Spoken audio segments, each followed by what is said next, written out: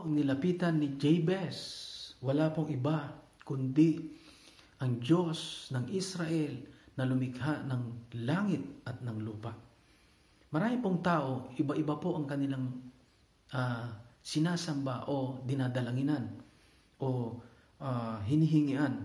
Katulad po sa Acts chapter 10 verse 25-26, nang mangyari po at nangyari na pagpasok ni Pedro ay sinalubong siya ni Cornelio at siya'y nagpatira pa sa kanyang paanan at siya'y sinamba. Sa 26, at tumindig siya, pinatindig siya ni Pedro at sinabi, tumindig ka, ako man ay tao rin.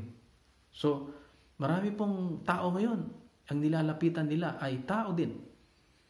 At sa Revelation chapter 22 verse 8 and 9, ganun din po si John the Beloved.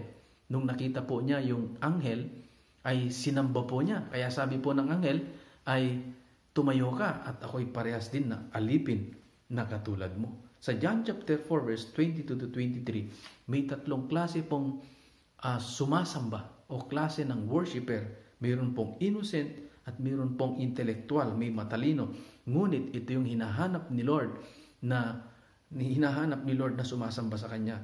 Sabi niya sa verse 23 ng chapter 4 ng 1, subalit dumating na ang panahon at ngayon na nga na ang mga tunay na sumasamba sa Ama ay sasamba sa Kanya sa Espiritu at sa katotohanan, sapagkat yan ang pagsambang ninanais ng Ama.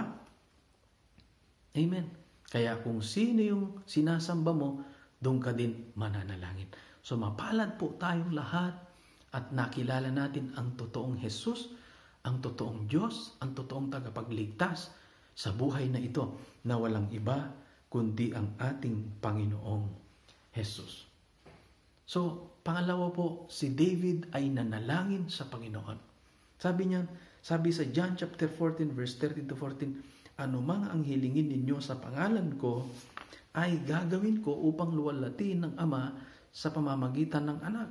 Kung hihiling kayo ng anuman sa pangalan ko, ito ay aking gagawin. Yan po yung Diyos na nilapitan ni Jabez. At ito rin po yung Diyos na nilalapitan natin at dinadakila, sinasamba sa ating buhay. Isaiah 65 verse 24, ang dalangin nila kahit hindi pa tapos ay aking diringgin at ibibigay ko ang kanilang hinihiling. Kaya nga po itong pinag-uusapan natin, request granted. Sabi niya, hindi pa natatapos ang ating kahilingan o dalangin, haging pa lang, may ginagawa na po ang Diyos sa buhay po natin. Amen. Ano po yung naging prayer ni Jabez? Sabi niya, oh, that you would bless me. Ito po yung gusto ni Lord na marinig sa ating mga prayer. Yung pagpalain po tayo. Hindi yung lagi na lang iba yung pinagpe-pray mo. Kailangan ikaw din mismo pagpalain mo yung sarili. O idalangin mo ang iyong sarili bago ka magpala sa iba, mga kapatid. Amen. Hindi ibig sabihin na tayo temporary lang sa mundong ito. Hindi na tayo naghahangad ng pagpapala ni Lord. Actually, ito yung ginrant ni Lord na request ni David, na pinagpala siya ng Panginoon. Nakatulad din po ng nangyari sa buhay ni Abraham, na ito po ay matatagpuan po natin ito sa Genesis. Amen. Ito po yung ginawa ni Lord sa buhay ni Abraham sa Genesis, na pinagpala po siya ng Panginoon. Dumami po ang kanyang lahi, ang kanyang territory. Ito po ang naging kwento ng buhay ni Abraham. Kaya ganito na lang ka-boldness si Jabez sa paglapit sa Panginoon, sapagkat alam niya na ibibigay ng Panginoon ang kanyang kahilingan sa kanyang buhay. Amen. Sabi niya, napakagandang pakinggan.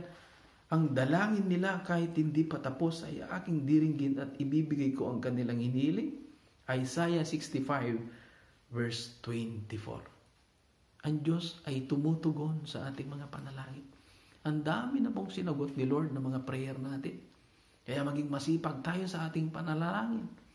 Maging marubdob tayo sa ating pananalangin. Matibay ang ating pananampalataya. Ang dami po ngayon nagbago. Ang daming bumalik kay Lord. Ang dami pong tumibay ang kanilang pananampalataya. Ang dami pong pinagpala ni Lord na magagandang trabaho. May mga mag-asawahan po na naging maayos ang kanilang relasyon. May mga pamilya po na nagpakilala ang Panginoon. At marami pong gumaling. At marami pong tumanggap sa Panginoon. Amen. Isa na lamang po yung pinagpipili natin sa Pilipinas na mawala yung mga kurap. Nasaan na po yung mga kurap ngayon? Nakakulong, na-expose po sila. Kaya patuloy po tayong sama-samang manalangin. Ano pa po yung pangalawa na prayer request ni Jabez? Sabi niya, "Oh, that you would bless me and enlarge my territory." Amen. Dalangin natin na palawakin ni Lord ang ating territory. Pero bago palawakin ni Lord yung ating mga territory muna yung ipag-pray natin. Baka wala pa tayong mga territory. Tapos sasabihin natin kay Lord, "Lord, pagpalain mo ang aking territory." Palawakin muna ni Lord ang ating territory. Hilingin muna natin na bigyan tayo ni Lord ng mga territory.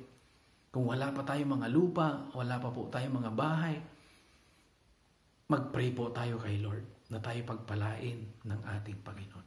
At huwag po nating hayaan na hilingin din po natin na tayo ay magkaroon ng sari-sariling mga bahay dito sa lugar ng Italy para hindi na po tayo habang buhay na tayo po ay nangungupahan.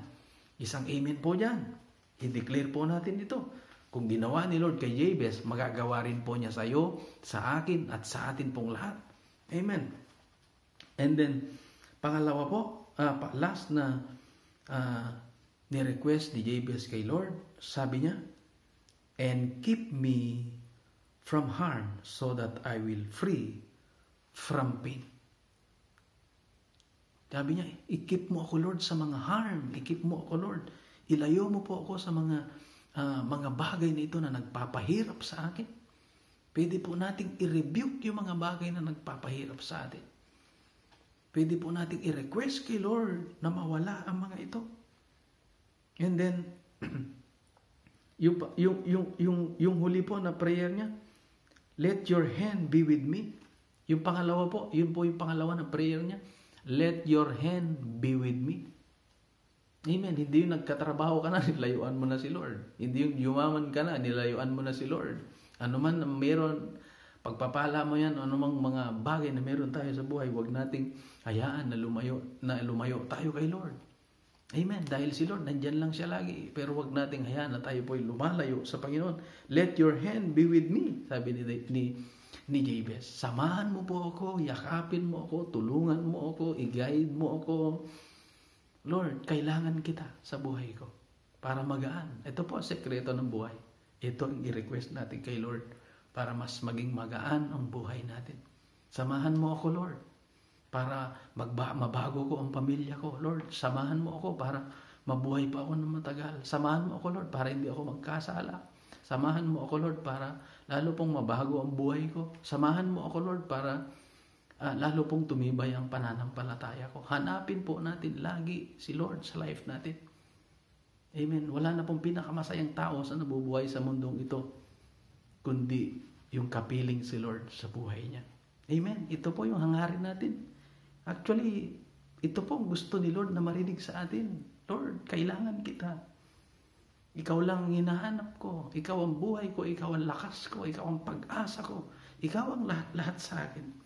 And then last, na ni-request niya kay Lord, "And keep me from harm so that I will free from the pain." Ilayo mo ako sa mga nagpapasakit sa akin para maging malaya ako sa lahat ng klase ng pain sa aking buhay. Ito po ang ini-request ni Jabez kay Lord. And the good news, God granted his request. So anuman ang mga request mo, mga kapatid, anuman ang daladala mo, anuman yung mga sinulat mo, anuman yung mga iniiyak mo kay Lord, ang sekreto, mamuhay ka ng marangal, ng malinis, mapagpakumbaba, banal